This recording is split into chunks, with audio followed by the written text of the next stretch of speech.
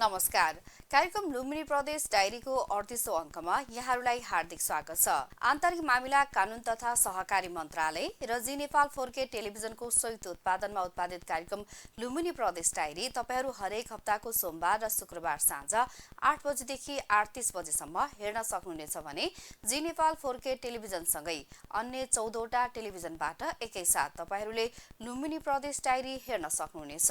लुम्बिनी प्रदेश डायरी कार्यक्रममा विशेष गरेर लुम्बिनी प्रदेश सरकारले गरेको विकास निर्माण लगायतका काम, लुम्बिनी प्रदेशले प्राथमिकतामा राखेका योजना, लुम्बिनी प्रदेश सरकारले निर्माण गरेका नीतिगत व्यवस्था, शिक्षा, स्वास्थ्य, कृषि, विकास, सुशासनसँगै जनताहरूको अपेक्षा लगायतका सवालहरूमा केन्द्रित रहेर हामीहरू कार्यक्रममा कुराकानी गर्नेछौँ।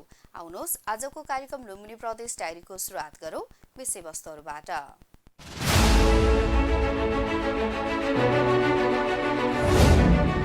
कार्यक्रम लुम्बिनी प्रदेश डायरीको सुरुवातमा हामीले लुम्बिनी प्रदेश सरकार, उद्योग, पर्यटन तथा यातायात व्यवस्था मन्त्रालयले आगामी आर्थिक वर्षका लागि कस्ता खाले योजना तथा कार्यक्रमहरूलाई प्राथमिकतामा राखेको छ भन्ने बारेमा तयार पारेको सामग्री प्रस्तुत गर्नेछौँ। प्रदेश सरकार कार्यविभाजन नियमावली 2078 को नियम 7 ले दिएको अधिकार प्रयोग गरी मिति 2078 भाद्र 18 गते प्रदेश राजपत्र खण्ड 5 संख्या 8 मा प्रकाशन भए बमोजिम साविकको शिक्षा तथा सामाजिक विकास मन्त्रालय अन्तर्गत श्रम तथा रोजगार शाखा र आन्तरिक मामिला तथा कानून मन्त्रालय अन्तर्गत रहेका यातायात व्यवस्था कार्यालयहरू र सो कार्यालयहरू समेत समावेश गरी मन्त्रालय स्थापना भई कार्य सम्पादन सञ्चालन गरिएको हो। मन्त्रालयले थुप्रै क्षेत्रको विकासका लागि काम गरिरहेको छ। विभिन्न महाशाखाहरू मार्फत कार्यक्रमहरू सञ्चालन गरिरहेका छ। प्रदेश सरकार, उद्योग, पर्यटन तथा यातायात व्यवस्था मन्त्रालयले सबैभन्दा धेरै राजस्व समेत सङ्कलन गर्छ। प्रदेश सरकारको स्रोत सङ्कलनमा समेत यस मन्त्रालयले आफ्नो महत्त्वपूर्ण भूमिका निर्वाह गर्दै आएको बताउनुहुन्छ उद्योग, पर्यटन तथा यातायात व्यवस्था मन्त्रालयका उपसचिव तथा सूचना अधिकारी राजेन्द्र प्रसाद पन्थी। बसाइसराई गर्ने क्रम तीव्र हुने र गाउँ रित्तिने क्रम हुने भएकोले आन्तरिक स्तरमै रोजगारीका सिर्जना गर्न कृषि, पर्यटन, वन जस्ता कुराहरूलाई गर्न विकास गरी निजी क्षेत्र समेतको लगानीमा रोजगारी प्रवर्धन गर्न आवश्यक छ भनेर प्रस्तावित नीतिमा स्पष्ट व्यवस्था गरेको छ र त्यही अनुसारको हाम्रो अब 80-81 को बजेटमा पनि सोही किसिमका कार्यक्रम लन्च हुने गरी हामी कार्यक्रम बनाइरहेको अवस्था छ। अब अर्को कुरा श्रमतिर वैदेशिक रोजगारको यो स्थिति छ भने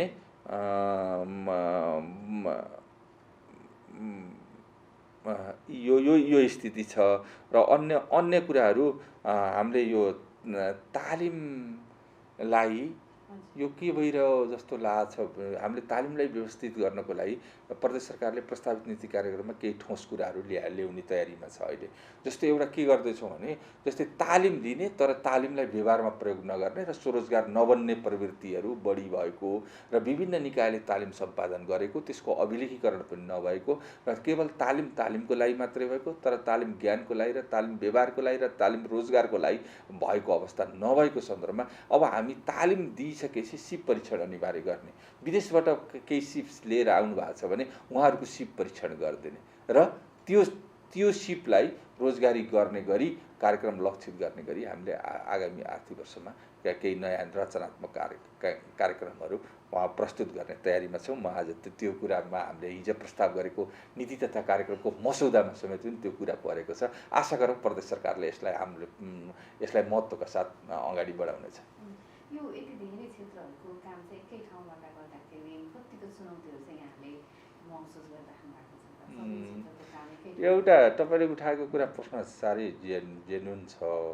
एउटा कुरा के हो भन्नुहुन्छ भने अलिकता हाम्रो यो मन्त्रालय फुट्ने गाभिने क्रमले पनि एउटा काम गर्ने मनमा अलिकता स्थायित्वको भावना अवस्था छैन। यो हाम्रो तितो यथार्थ हो। भर्खरै प्रदेश राजधानी अस्थायी राजधानीबाट स्थायी राजधानीमा पनि भइरहेछ। त्यसले पनि एउटा चाहिने मन्त्रालय व्यवस्थापनदेखि लिएर कर्मचारीहरूको व्यवस्थापन, कर्मचारीहरूको आवासदेखि लिएर बस्ने खाने व्यवस्थाले पनि केही कार्यक्रमहरू लन्च गर्न केही कार्यक्रम भएको छ। अब यो समान प्रकृतिका र कार्य उद्देश्य मिल्ने मन्त्रालयहरू स्थायी रूपमा गाभिनुपर्छ। मेरो भनाइ त्यही हो, हाम्रो भनाइ त्यही हो। जस्तै अहिले कार्यक्रम मिल्ने किसिमका, जस्तै कुन मन्त्रालयको प्रकृति मिल्ने कार्यालयहरू कामहरू जोडेर गर्नुपर्छ। जस्तै कतिपय कुराहरू अलि हाम्रा यहाँ आएका कार्यक्रमहरू पनि केही नमिल्दा जस्ता देखिन्छन्। जस्तै अब त्यो सरकारले गरेको कुरा मैले आलोचना गर्न खोजेको कुरो होइन। जस्तै भाषा संस्कृति हामीसित त्यति मिल्दो विषय होला जस्तो लाग्दैन। किन भन्दा भाषा संस्कृति हामी कहाँ भन्दा शिक्षामा मिल्छ जस्तो लाग्छ। अब पर्यटन त्यसले गर्दा अलि अप्ठ्यारो हो कि जस्तै श्रम र उद्योग मिल्छ होइन, त्यसमा फेरि यातायात जोडिया छ होइन, त्यो यातायात जोडिएको छ। त्यसले गर्दा केही कार्यक्षेत्रहरूमा केही अर्को कन्फ्युजन भए पनि काम गर्न त महाशाखाहरू छ, त्यति सचिवज्यूले समन्वय गर्नुहुन्छ। अब आफ्नो आफ्नो महाशाखा कार्यक्रम सम्पादन गर्ने भएपछि त्यति हामीलाई अप्ठ्यारो त छैन। तर पनि एकीकृत हुने टुट्ने र फुट्ने क्रमले गर्दाखेरि केही गाह्रो भने निश्चित रूपमा अभिलेखीकरण छुट्याउने कार्यक्रम बजेट प्रगति बनाउँदा भने पनि समस्या त भएको छ। तर अब त्यो राष्ट्र सेवकको हैसियतले सरकारले गरेका निर्णयहरू कार्यान्वयन गर्नुपर्ने दायित्व भएको कारणले गर्दा यसबारेमा म धेरै कुरा बोल्न चाहन्न। मन्त्रालयको उपलब्धि के त अहिलेसम्म? मन्त्रालयको उपलब्धिहरूमा हाम्रो मन्त्रालयहरूबाट त मातहतका कार्यालयहरूबाट कार्य सम्पादन भएको कार्यालय पनि यस मन्त्रालयको उपलब्धिको रूपमा लिन सकिन्छ। किन भन्दा हाम्रो मातहतका कार्यालयमा पर्यटन डिभिजन कार्यालयहरू छन्, घरेलु तथा साना उद्योग कार्यालयहरू छन्, यातायात व्यवस्था कार्यालयहरू छन्, सवारी अनुमति पत्र छ, यी सबैबाट गरेको छ। यो मन्त्रालयको उपलब्धिमा सबभन्दा ठुलो उपलब्धि भनेको प्रदेश सरकारको सबभन्दा ठुलो राजस्व सङ्कलन गर्ने मन्त्रालय नै यही हो।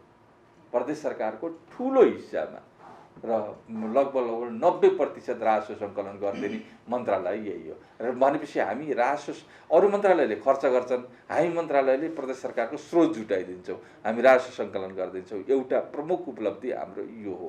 हाम्रा धेरै कुराहरू यातायात शासनबाट उठ्ने राजस्व नै प्रदेश सरकारको एउटा आधारशिला हो। प्रदेश सरकार एउटा त्यो हो।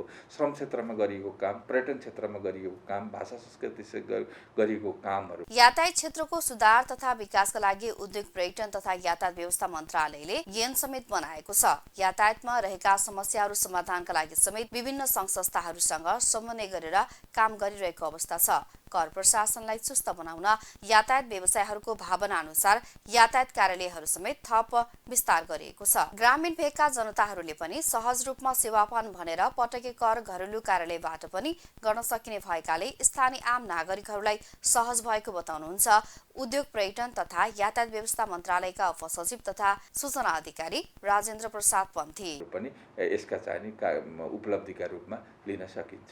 यो हो पर्यटन व्यवसाय केही समय अगाडि थला परेको कोभिड-19 जस्ता कुराहरूले गर्दा पनि पर्यटनमा ठुलो धक्का परेको। अहिलेको यो 2023 को आर्थिक मन्दीले पनि पर्यटनमा धेरै ठुलो मान्छेको पर्चेङ पावर, खर्च गर्ने क्रय शक्तिमा विश्वमै मन्दी आएको कुरा। तर केही सूचाङ्कहरू नराम्रा छैनन्। जस्तै हाम्रो यो कार्तिक मसान्तसँगको तथ्याङ्कै हेर्ने हो भने नेपालमा भित्रने पर्यटकको सङ्ख्या गत वर्षको तुलनामा अहिले वृद्धि भएको छ। तपाईँले आर्थिक सर्वेक्षण हेर्न सक्नुहुन्छ, अर्थ मन्त्रालयबाट प्रेसित गरेको। अर्थतन्त्रको सूचाङ्कमा सकारात्मक प्रभावै भनेको एउटा पर्यटनमा विकास भएको कारणले गर्दा नेपालको अर्थतन्त्रमा यसले टेवा दिन्छ कि भन्ने कुराको एउटा झिनो आशा पलाएको अवस्था हो। तर पर्यटनको सन्दर्भमा के भइरहेछ भन्दा अब यो पनि पहिला पर्यटन अन्तर्गत नहुँदा यो एउटा महाशाखाको रूपमा रहेको कारणले गर्दा पनि उल्लेख्य बजेट प्राप्त गर्न नसकेको अवस्था हो। तर अहिले पर्यटनकै रूप एउटा महाशाखामा भएको र उल्लेख्य धेरै बजेट चाहिँ पर्यटन पूर्वाधारको निर्माणका लागि प्रदेश सरकारको एकलबाट मात्रै सम्भव छैन। यसमा तिनै तहका सरकार र निजी क्षेत्रको उत्तिकै भूमिका हुने क्षेत्र भएको कारणले गर्दा यसको क्षेत्र भेग छ। यसको विकासको लागि प्रदेश सरकारको लगानीले मात्रै सम्भव छैन, तिनै तहका सरकार र निजी क्षेत्रको उत्तिकै सहभागिता भएको खण्डमा र देशमा शान्ति सुरक्षा, अमन चयन, बाढी, पहिरो, प्रकोप जस्ता कुराहरू नभएर आर्थिक मन्दीको अन्त्य जस्ता कुरा भयो भने पर्यटनको विकास स्वतः हुँदै जान्छ। यसमा पनि दुई मत छैन। मलाई त मौका दिनुभयो, अब म त सूचना अधिकारी भएकोले मलाई प्राप्त भएको सूचनाहरू मात्रै मैले सम्प्रेषण गरेको यो रूपमा यहाँहरूले लिदिनु हुन म अनुरोध गर्दछु। किन भन्दा मेरा भर्सनहरू म कुनै यहाँको कुनै नीतिगत निर्णय गर्ने मेरो उच्च पदस्थ मध्येको निर्णयकर्ता त म होइन। यद्यपि मन्त्रीको जिम्मेवारी अहिले माननीय मुख्यमन्त्रीज्यूकै काँधमा छ भने श्रीमान सचिवज्यूको कार्यव्यस्तताको कारणले गर्दा म सूचना अधिकारीलाई मात्रै सूचना सम्प्रेषण गर्ने मात्रै जमर्को गरेको हुँ। मलाई मौका दिनुभयो र एउटा छुटेको विषयमा तपाईँले यो यातायात क्षेत्र पनि छुटेको छ। यातायात क्षेत्रका हाम्रा पनि केही मोटामोटी कुराहरू तपाईँले मलाई उजागर नगरेको विषय र हाम्रो कार्यक्षेत्रभित्र रहेको एउटा यातायात क्षेत्र पनि हो। यातायात क्षेत्र अनुसार हामीले एउटा ऐन बनाएर काम भइरहेको छ भने नियमावली हामी यस आर्थिक वर्षभित्रमा हामी ल्याएर पूर्ण छौँ र कतिपय कुरा यातायातका तमाम समस्याहरू छन्। किन भन्दा सङ्घ सरकारको पनि सङ्घ सरकार र प्रदेश सरकार र स्थानीय तहको यो साझा अधिकार विषयको भित्रको अधिकार सूचीभित्र पर्ने भएको र प्रदेशको पनि एकल अधिकारभित्र नपर्ने भएको कारणले गर्दा कतिपय सङ्घ सरकारसँग पनि समन्वय गर्नुपर्ने, सरकारका आफ्नै साधनहरू बाट सञ्चालन नगरेर निजी क्षेत्रलाई सञ्चालन गरेका यातायात प्रणालीलाई नियमन गर्ने मात्रै भूमिकामा सरकार रहेको कारणले गर्दा पनि यसका समान छन्। तर यसको उसको लागि हामीले कर प्रशासनलाई चुस्त बनाउनको लागि आम यातायात व्यवसायको भावनालाई बुझेर हामीले यातायात सेवा कार्यालयहरूको थप विस्तार गरिरहेका छौँ। जस्तै गत वर्ष मात्रै नवलपरासी र कपिलवस्तुमा गरेछ भने पाल्पामा पनि स्थापना भएर काम गरिरहेको छ। र अहिले हामीले एउटा यातायातमा गरेको राम्रो काम मध्येमा मलाई भन्न मन लाग्यो, तपाईँले नसोधे पनि भन्न मन लाग्यो के भन्दाखेरि यो यातायातका केही कुराहरू गर्नको लागि पहाडी जिल्लामा कार्यालय भएन भनेर चाहिने रुकुम पूर्वका मान्छेहरू पटके लिन पर्यो भने दाङ लिन आउनुपर्ने जस्ता समस्याहरूको लिएर हामीले के गर्यौँ भन्दा जस्तै अहिले यो मर्च भइसकेपछि पहिला त हामी श्रम तथा यातायातमा थियौँ र घरेलु कार्यालयको हामीमा त थिएन। अहिले त हामीमा त आइसकेपछि हाम्रो माताको कार्यालयलाई पनि यातायातका केही काम गर्ने गरी हामी प्रदेश सरकारले अधिकार प्रत्यायोजन गरेको छ। जस्तै पटके कर लिने जस्ता कुराहरू सम्बन्धित घरेलु तथा कार्यालयहरूबाट पनि कार्य गर्ने गरी अधिकार प्रत्यायोजन गरेकोले यसमा एउटा एकदम सरल र सुलभ भएको र आम यातायात व्यवसायीहरू आम नागरिकहरूले पनि यसमा एउटा सकारात्मक सन्देश गएको कुराको र प्रदेश सरकारले थ्याङ्क्स पाएको कुरा छ। किन भन्दा जस्तै रुकुम पूर्वको मान्छेले पटकै काट्न पर्यो भने यहाँ आउनुपर्ने व्यवस्थाको लगभग अन्त्य भएको छ। अब सेवा कार्यालय छ र आगामी आर्थिक वर्षमा पनि हामीले 2टा जिल्लाहरूमा सेवा कार्यालय थप्नुपर्छ भनेर एउटा अध्ययन गरिरहेछौँ। जस्तै प्युठान र बर्दियामा पनि सेवा कार्यालय स्थापना गर्नुपर्छ कि भनेर एउटा हामीले स्वतन्त्र निकायलाई अध्ययन गराउन दिइरहेछौँ। त्यसको प्रतिवेदन आयो भने पनि गर्छ र यहाँको राप्ती गाउँपालिकाले एउटा इच्छा व्यक्त गरिरहेछ केही अनौपचारिक रूपमा, तर त्यसको खासै मोडल निर्धारण त भएको छैन। विद्युतीय बस सञ्चालन गर्न र राप्ती उपत्यकादेखि तुलसीपुरसम्म र बुटोलसम्म विद्युतीय बस हामी सञ्चालन गर्छौँ भनेर पनि इच्छा गरेको छ र नीति तथा कार्यक्रममा केही बोलेका छौँ। र त्यसपछि त्यहाँबाट अब यसलाई चाहिने हामी निकट भविष्यमा एउटा स्थानीय तहको सहकार्यमा प्रदेश सरकारको आर्थिक सहयोग र उसको सञ्चालन दायित्व गराएर यी विद्युत बस र यो राप्ती उपत्यका र तुलसीपुरसम्म र बुटोलसम्म सञ्चालन गर्नुपर्छ कि यसले गर्दाखेरि आम नागरिक र सेवाग्राही र कर्मचारीहरू समेत लाभान्वित हुन्छन् कि भन्ने किसिमले एउटा कार्यक्रम प्रस्तुत गरिरहेको अवस्था छ।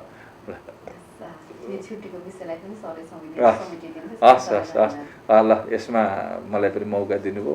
यहाँको टेलिभिजनको उत्तरोत्तर प्रगति होस्, नागरिकका सूचनाहरूलाई सही तरिकाले सम्प्रेषण गरिदिनुहोस्, दुधको दुध पानीको पानी छुट गरिदिनुहोस् र यसमा चाहिने हाम्रा सेवा प्रवाहका राम्रा कुराहरूलाई पनि ल्याइदिनुहोस् र हामीमा भएका कमजोरीहरूलाई पनि पृष्ठपोषणका रूपमा सकारात्मक रूपले लिइदिनुहोस् र यहाँहरूको पनि यो चौथो अङ्ग राज्यको चौथो अङ्गको आँखा एकदम प्रष्ट होस् भन्ने कुराको म शुभकामना गर्न चाहन्छु।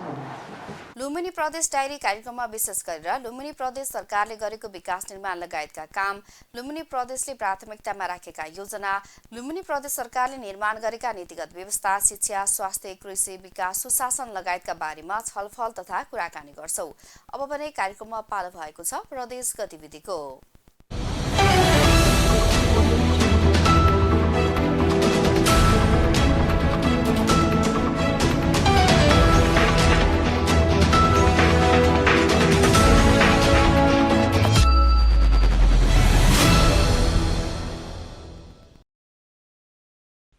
लुम्बिनी प्रदेशले एक समारोहको आयोजना गरेर 16औं गणतन्त्र दिवस मनाएको छ। राजधानी क्षेत्र राप्ती उपत्यका दाङमा गत सोमबार गणतन्त्र दिवस मनाइएको हो। प्रदेश सरकारले गणतन्त्र दिवस 3 दिनसम्म औपचारिक कार्यक्रम गरी मनाएको थियो। आइतबार सांस्कृतिक कार्यक्रम प्रतियोगिता गरेको प्रदेश सरकारले सोमबार मूल समारोह आयोजना गरी दिवस मनायो भने मङ्गलबार राप्ती प्रादेशिक अस्पताल तुलसीपुरमा बिरामीलाई फलफुल वितरण गरेको थियो। मुख्यमन्त्री दिल्लीबहादुर चौधरीको अध्यक्षतामा भएको कार्यक्रममा प्रदेश सभामुख मन्त्रीहरू, सचिव, कर्मचारी र अन्य निकायका पदाधिकारीहरूको सहभागिता रहेको थियो। कार्यक्रममा लुम्बिनी प्रदेशका मुख्यमन्त्री दिल्लीबहादुर चौधरीले अधिकार प्राप्तिको लडाईँ भइरहेको बताए। उनले केन्द्र सरकारले प्रदेश र स्थानीय सरकारलाई तोके अनुसारको अधिकार दिन नसकेको भन्दै प्रदेश सरकारमा पूर्ण अधिकार नआउँदासम्ममा गणतन्त्र संस्थागत हुन चुनौती थपिरहेको बताए। कुनै न कुनै अधिकार दिन कन्जुसाइ गरेको, जसले गर्दा गणतन्त्र संस्थागत हुन चुनौती थपिरहेको उनको भनाइ थियो। अहिले पनि तहगत रूपमा संविधानले तोकेको अधिकारहरू प्राप्त हुन नसकेको भन्दै मुख्यमन्त्रीले गणतन्त्र संस्थागत हुन नसक्ने, जनताको अपेक्षा पूरा गर्न नसकिने, आफ्नो दायित्व पूरा गर्न नसक्ने जस्ता समस्या देखिएको औँल्याए। साथै उनले सङ्घीय लोकतान्त्रिक गणतन्त्रलाई संस्थागत गर्न तिनै तहकै सरकार जिम्मेवार बन्नुपर्ने बताए। अधिकार बाँडफाँडमा केन्द्र सरकारले हस्तक्षेप गर्न भएन। अधिकारहरू प्रदेशमा दिन म ध्यानाकर्षण गराउँछु। गणतन्त्रको उपलब्धिलाई तल्लो तहसम्म पुर्याउनु छ अनि मात्र गणतन्त्रमा सबैको अपनत्व बढ्छ। प्रदेश सरकार यसलाई ध्यानमा राखेर कार्यक्रम बनाउँछौँ, मुख्यमन्त्रीले भने। आन्तरिक मामिला, कानुन तथा सहकारी मन्त्री सन्तोष कुमार पाण्डेको गणतन्त्र चन्दा, चिठा र दानमा प्राप्त नभएको भन्दै यसको महत्त्व ठूलो रहेको बताए। कार्यक्रममा विभिन्न प्रतियोगितामा सहभागी र विजेता टोलीलाई पुरस्कार समेत प्रदान गरिएको थियो। शहादत प्राप्त गर्नुहुने सम्पूर्ण शहीदहरूप्रति श्रद्धाञ्जली अर्पण गर्न चाहन्छु। गणतन्त्रको लागि आफ्नो जीव ज्यान दिँदै यस घडीमा आइपुग्दा उहाँहरूलाई सम्मान व्यक्त गर्न चाहन्छु।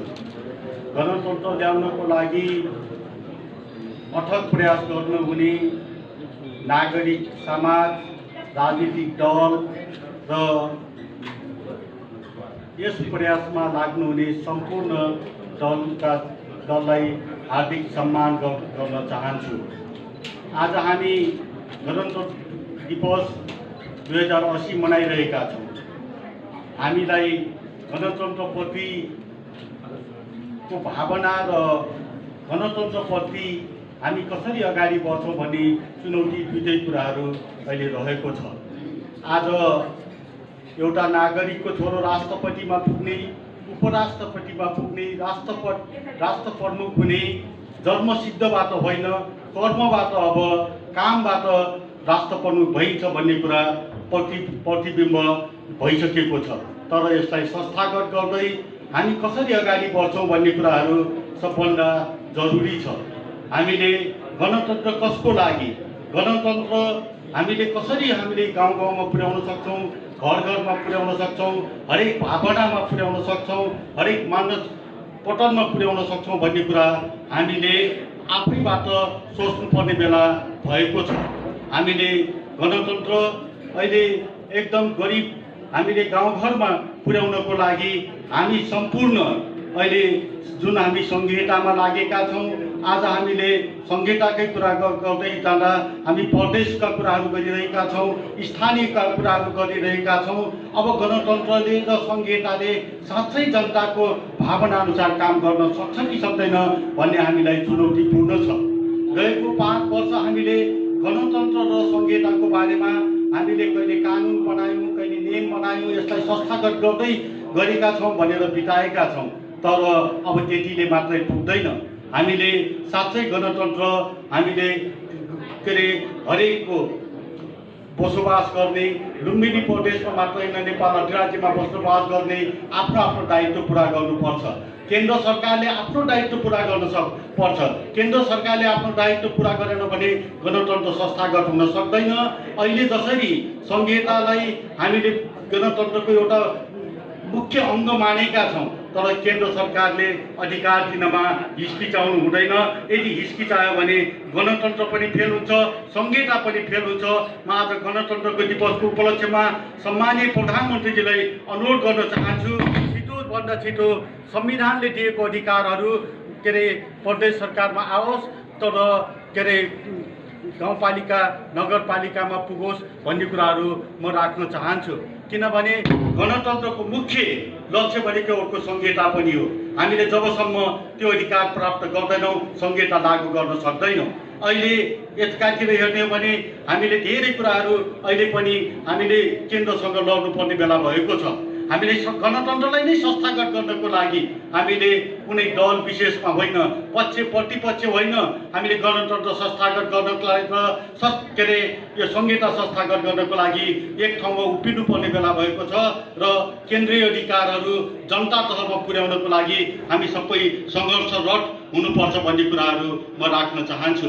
अबको कुरा अहिलेका हामीले गणतन्त्र संस्थागत गर्दै जाँदा हामीले तल्लो तहमा के दिन सक्छौँ, महिलालाई के दिन सक्छौँ, मुस्लिम के दिन सक्छौँ, दलितलाई के दिन सक्छौँ, हामीले बालुवा चाल्नेहरूसँग हामीले कसरी व्यवहार गर्छौँ, हामीले बाजी समुदायसँग कसरी व्यवहार गर्न सक्छौँ, हामीले त्यहाँ तलका बालबालिकाहरू कुशलसँग कसरी लड्न सक्छौँ र जनता र संहिता बिच र जनता र गणतन्त्रको बिचको दूरी कसरी हटाउन सक्छौँ। हामीले आफै त्यो व्यवहारमा अगाडि बढेर मात्रै हामीले अगाडि बढ्नुपर्छ। त्यही हुनाले म यहाँ उपस्थित हुनुभएका माननीय मन्त्रीज्यूहरू, सभामुखज्यूहरूलाई गणतन्त्रको दिवसमा अहिले हामीले जसरी गइरहेका छौँ हामी सबै लागेर यसलाई संस्थागत गर्नुपर्नेछ, तल्लो तहसम्म पुग्नुपर्नेछ। कसैले औषधि नपाएर छटपटिएर मर्न नपाओस्, कसैले म आर्थिक कमजोर भएर मैले बाँच्नु नपरोस् र यसले चाहिँ यो प्रदेशलाई समृद्धि होस् भन्ने कुराहरू राख्दै आदरणीय हाम्रो प्रदेश सभाका सभामुखज्यू र माननीय मन्त्रीज्यूहरू, हाम्रो दलका नेताजीहरू, हाम्रो प्रमुख सचेतकहरू, मान्यज्यूहरू, यहाँ सबै राष्ट्र सेवकहरूलाई म आज गणतन्त्र दिवसको उपलक्ष्यमा तल्लो जनतासँग सोचेर हामीले काम गर्नुपर्ने बेला भएको छ। यसलाई संस्थागत गर्नुपर्ने बेला भएको छ। यसलाई पहुँचको आधारमा होइन, आधारभूत कुराहरू हामीले कसरी पुर्याउन सक्छौँ र अहिले देश एउटा विषम परिस्थितिमा छ, आर्थिक सङ्कटमा परेको छ। अबको लुम्बिनी प्रदेशले आर्थिक सङ्कटलाई अगाडि राखेर अब आर्थिक वृद्धि दर कसरी बढ्न सक्छौँ, हरेक घरमा हामीले कसरी आर्थिक कुराहरूलाई अगाडि लग्न सक्छौँ र उनीहरूलाई आय वृद्धि कसरी गर्न सक्छौँ भन्ने कुराहरू राख्दै म सभामुखजीलाई र सम्पूर्ण माननीय सदस्यज्यूहरूलाई र यहाँ उपस्थितहरूलाई गणतन्त्रको दिवसको उपलक्ष्यमा लुम्बिनी प्रदेशका सम्पूर्ण जनता दाजुभाइ तथा दिदीबहिनीहरूलाई शुभकामना दिँदै आजैबाट हामीसँग अब समय छैन, गणतन्त्र संस्थागत गर्न, संहिता संस्थागत गर्न र जनतासँग गरेका वाचाहरूलाई हामीले पुरा गर्न हामी सबै लागौँ। यी शुभकामनाका साथ बिदा हुन्छु। धन्यवाद। जय नेपाल। लुम्बिनी प्रदेश सरकारका आन्तरिक मामिला कानुन तथा सहकारी मन्त्री सन्तोष कुमार पाण्डेले पत्रकारहरूको सुरक्षाका लागि प्रदेश सरकार प्रतिबद्ध रहेको बताएका छन्। लुम्बिनी प्रेस क्लब रूपन्देहीले गत बुधबार गरेको कार्यक्रममा बोल्दै मन्त्री पाण्डेले पत्रकारहरूको दुर्घटना बिमा नवीकरणका लागि काम अगाडि बढाइने बताए। उनले बाँकी रहेका सञ्चार सम्बन्धी ऐन बनाउन तथा सञ्चार संस्था र पत्रकारको सुरक्षाका लागि पनि सरकार अघि बढेको बताए। उनले मन्त्री नेताको मात्र नभई आम नागरिकको भावना र विचार मिडियाले समेट्न आवश्यक रहेको बताउँदै पिछडिएको क्षेत्रका समाचारलाई मिडियाले प्राथमिकता दिनुपर्नेमा जोड दिए। लुम्बिनी प्रदेश सरकारका प्रवक्ता समेत रहेका मन्त्री पाण्डेले गौतम बुद्ध अन्तर्राष्ट्रिय विमानस्थलमा अन्तर्राष्ट्रिय उडानका लागि निरन्तर पहल गरिरहेको पनि जानकारी दिए। अब आन्तरिक मामला मन्त्रालयले सुशासन कायम गर्ने कुराहरूलाई सम्बन्धित विभागहरू कार्यालयहरूसँग समन्वय गरेर अगाडि बढ्नेछ। अर्को पत्रकारिता क्षेत्र भन्नुभयो, त्यसको विकास नगरिकन सरकार अगाडि बढ्छ भन्ने कल्पना गर्छ भने त्यो मिथ्या मात्र हो। त्यसले गर्दा पत्रकार मित्रहरूसँग समन्वय गरेर आन्तरिक मामला मन्त्रालयले पत्रकारिता क्षेत्रलाई विकसित गर्दै उहाँहरूलाई हरेक रूपले सम्पन्न बनाउने काम गर्नेछ। विभिन्न कुराहरू हामीले सुनेका छौँ, त्यसमा इन्सुरेन्सका कुरा छ, अरू कुरा पनि हामी सुन्नमा आएको छ। त्यसलाई हामीले प्रदेश सरकारको आन्तरिक मामला मन्त्रालयले यसलाई व्यवस्थित बनाउने काम गर्छ। यो मेरो प्रतिबद्धता हजुरहरूको यस आज मिडियाहरूको समक्ष। लुम्बिनी प्रदेशका मुख्यमन्त्री दिल्लीबहादुर चौधरीले संविधानले संरक्षित र सुरक्षित गरेको लोकतान्त्रिक गणतन्त्रात्मक शासन व्यवस्था सामाजिक एवं राजनीतिक रूपमा संस्थागत हुँदै गइरहेको बताएका छन्। उनले हरेक नागरिक समान हुने प्रणालीको स्थापना हुनु गणतन्त्रको प्रमुख आवश्यकता भएको समेत बताएका छन्। गणतन्त्र दिवसका अवसरमा जारी गरिएको शुभकामना सन्देशमा मुख्यमन्त्री चौधरीले 3 तहका सरकारबीच अधिकारको बाँडफाँडसँगै संघीयताको सुदृढीकरणका लागि सहयोग, सहकार्य र समन्वयको महत्त्व र आवश्यकता अझै रहेको औँल्याएका छन्। गणतन्त्र दिवसले मुलुकको सार्वभौमिकता, स्वाधीनता, भौगोलिक अखण्डता र राष्ट्रिय एकतालाई अझ सुदृढ गर्दै न्यायमा आधारित आर्थिक समृद्धि हासिल गरी सबै सुसंस्कृत तथा समुन्नत समाज निर्माणको बाटोमा अघि बढ्न हामी सबैमा उत्साह प्रदान गर्ने अपेक्षा गरेको छु सन्देशमा भनिएको थियो। मुख्यमन्त्री चौधरीले शुभकामना सन्देशमा प्रदेशका नागरिकलाई आर्थिक समृद्धिको बाटोमा लैजान प्रदेश सरकार दृढतापूर्वक अघि बढेको उल्लेख गरेका छन्। यसका साथै संविधानले प्रत्याभूत गरेका अधिकार सुनिश्चित गरेको सन्दर्भमा ती अधिकारलाई प्रभावकारी रूपमा कार्यान्वयन गर्दै संविधानले परिकल्पना गरेको समाजोन्मुख राष्ट्र निर्माणमा यस दिवसले सबैलाई थप उत्प्रेरणा प्रदान गर्ने विश्वास उनले व्यक्त गरेका छन्।